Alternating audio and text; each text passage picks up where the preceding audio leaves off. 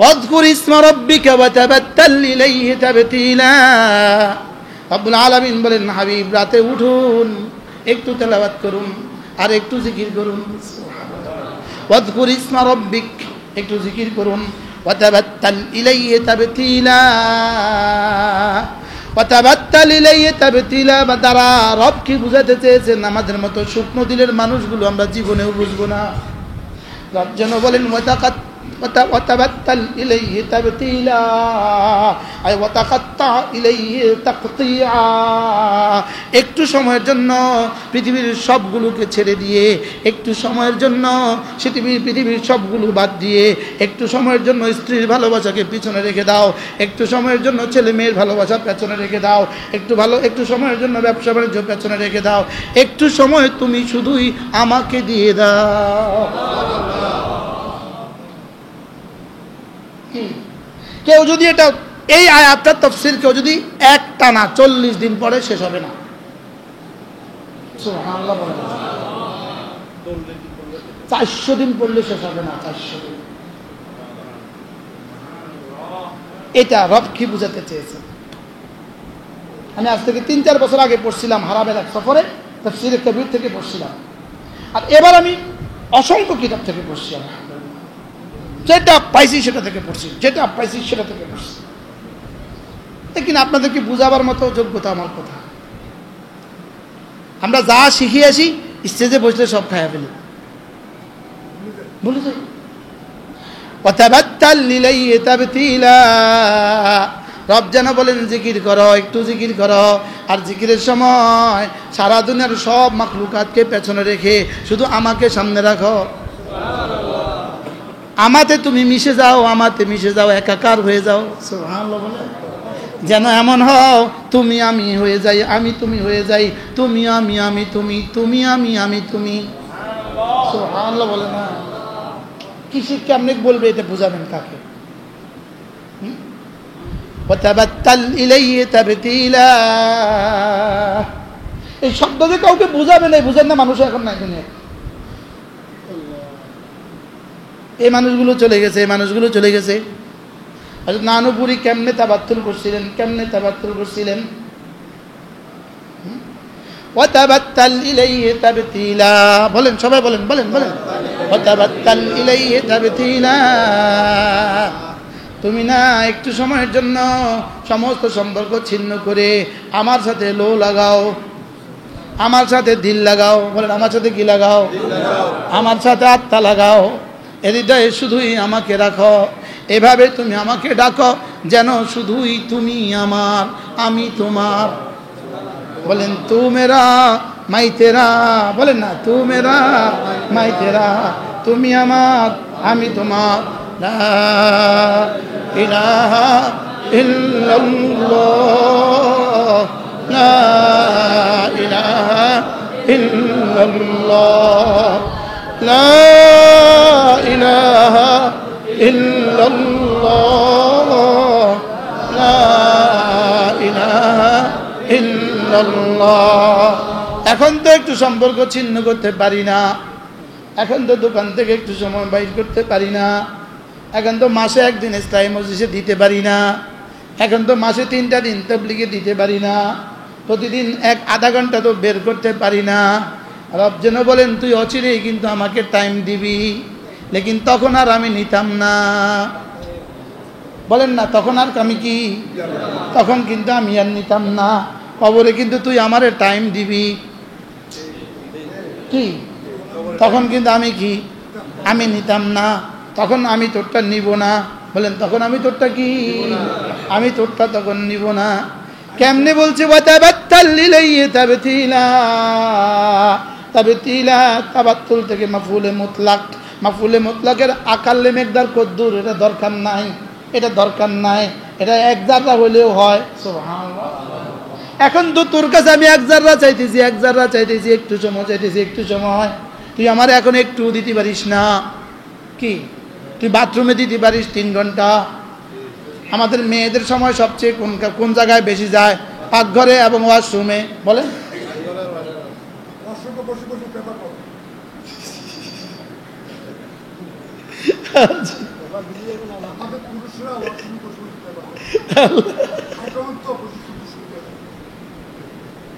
মোবাইলে মানে এর দূর টাইম কেমনে দেয়, মানে এর দূর টাইমও যেন জীবন থেকে কিনা হয় কথা কন। হাইকমান্ডে বসে বসেও পেপার পড়ে, এর দূর টাইমও যেন জীবন থেকে নষ্ট না হয়। বুঝে না কথা, সময়ের কি পরিমাণ হেফাজত করছে চিন্তা করেন। وتبتل إليه تبتيلا বলেন পড়েন পড়েন পড়েন لا إله إلا الله لا إله إلا الله। মাঝে মাঝে আমাদের চরমনার বন্ধুরা হালকা জিকিরে এলান দেয়, এখানে বসার টাইম নাই। তবলিগের বন্ধুরা গাছের এলান দেয়, এখানে বসার টাইম নাই। টাইম এলান দেয়, বসার টাইম নেই, টাইম নেই, আরে টাইম নেই কম না কি নেই। যখন আমার মাহফিল খুব বেশি ছিল না, সপ্তাহে একটা সপ্তাহে দুইটা এমন মাহফিল ছিল। মাঝে মাঝে যেদিন দেখতাম যে সপ্তাহে 3টা মাহফিল, কলিজা কাঁপতো, কেমনে 3টা মাহফিল করুন, মাহফিল করলে বুক ব্যথা হয়ে যায়, গলা ব্যথা হয়ে যায়, আল্লাহ কেমনে 3টা মাহফিল করুন। আল্লাহ কয় খাড়া, এক সপ্তাহে তোকে দিয়ে 20টা করা কি। তখন অবসর ছিলাম, বড় ফাঁকা ছিল সময়, জীবনের ফাঁকা সময় ছিল। তো মাগরিবের নামাজ পড়া, তা আলহামদুলিল্লাহ দামতি মাগরিবের নামাজ পড়া 6 রাকাত তাওয়াবিন পড়া একটু জিকির করতাম। একটু কি করতাম, মসজিদটা ছিল একটু বড়, মাঝে মাঝে ডর লাগতো, একলা যে মাঝে মাঝে কি লাগতো, একা ডর লাগতো। তো দামতির বিশ্বাস হুজুর দামাত রাহিমাহুল্লাহ তাআলা, আল্লাহ তার কবরকে জান্নাতে টুকরো বানিয়ে দেন। হুজুরের জায়গায় বৈশা, ইমামের পেছনে মুসল্লায় বৈশা হুজুর নামাজ পড়তেন, জিকির করতেন এশা পর্যন্ত। আর আমি ওই মসজিদের কোনায় দক্ষিণ পাশে বাতাস লাগে, এই কোনায় দাঁড়ায় দাঁড়ায় পড়তাম, ডর লাগতো মাঝে মাঝে। আজীব কথা, 6 রাকাত তাওয়াবিন পড়া পুরা আলহামদুলিল্লাহ 6 তাসবিহ পড়া জিকির আজকাল সব কইরা যখন বাইরে আসতাম দেখতাম আমার কলিগরা এখনো মাঠে দাঁড়া গেছে। মনে হয় বুঝেন না কি বলছি, তারা কি কোথায় দাঁড়া গেছে, কি করতেছে, দুজনে গল্প করতেছে, গল্প গুজব করতেছে। তখন মোবাইলেরও এই দৌরাত্ম্য ছিল না, তখন তো বড় মোবাইল কি ছিল না, পুরো মাদ্রাসায় মোবাইল ছিল একটা দামতির হিসাবের। পরে আমার প্রথম মোবাইল হয়েছে, মানে চাইতে হয়তো মোবাইল, বুঝেন না, আজীব বিষয়। তো এই মানুষগুলো বাইরে দাঁড়া থাকতো, কিন্তু এরা সালাম ফিরে 2 রাকাত কোন রকম পড়ে, কিন্তু একটা দৌড় দিছে, বুঝে নাই কথা, মানে খুব ব্যস্ত, খুব কি, কিন্তু এখন ব্যস্ততা কোথায় গেছে, গল্প গুজরের মধ্যে গেছে। এবার আলহামদুলিল্লাহ তাসবিহাত পড়া এবার রুমে আসতাম, এবার রুমে এসে মোতালা শুরু করতাম। এবার এশার আজান দিত তো ছুটতাম, আবার এশার নামাজে, এবারে এশার নামাজে ছুটতাম। লেকিন এবার বাইরে এশার আজান দিছে, বাইরে দেখছি তারা গপ মারে, তারা কি মারে, গপ মারে। এরকম গপ মারে এরকম মানুষ এই দেশে আছে না নাই বলে, কতজন আছে, হ্যাঁ হাজার হাজার আছে না নাই বলেন। লেকিন রবকে দিতে পারলো না 5 মিনিট।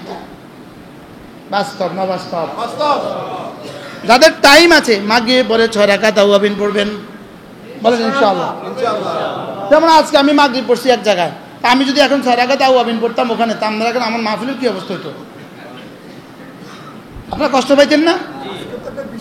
আজকে তো তাহলে যাদের বিশেষ কাজ আছে, বিশেষ কাজের দিন থাক, যেদিন বিশেষ কোনো কাজ নাই সেদিন পারবো না ইনশাআল্লাহ।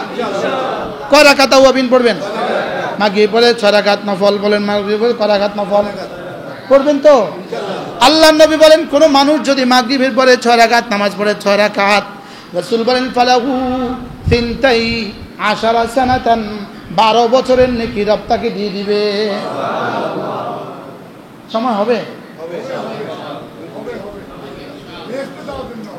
হবে ইনশাআল্লাহ, বলেন বলেন বলেন, পড়বেন ইনশাআল্লাহ, নিয়ত পাক্কা, আল্লাহ তৌফিক। এরপরে রাসূল বলেন 2 রাকাত তাহাজ্জুদ, 2 রাকাত তাহাজ্জুদ যদি সুযোগ হয় 2 রাকাত তাহাজ্জুদ, কয় রাকাত তাহাজ্জুদ। আল্লাহর নবী বলেন তাহাজ্জুদ কি জানো? এটা হলো সমস্ত নেককারদের চিহ্ন, সমস্ত নেককারদের কি চিহ্ন। আর কি জানো?